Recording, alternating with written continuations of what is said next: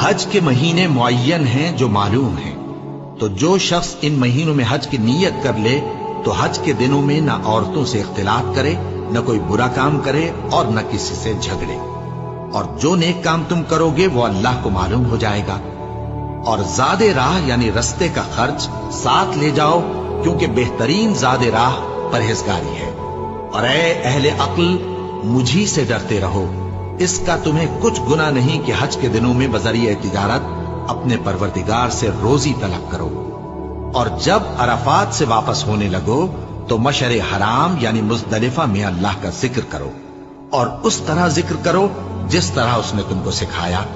اور اس سے پیشتر تم لوگ ان طریقوں سے محض ناواقف تھے۔ پھر جہاں سے اور لوگ واپس ہوں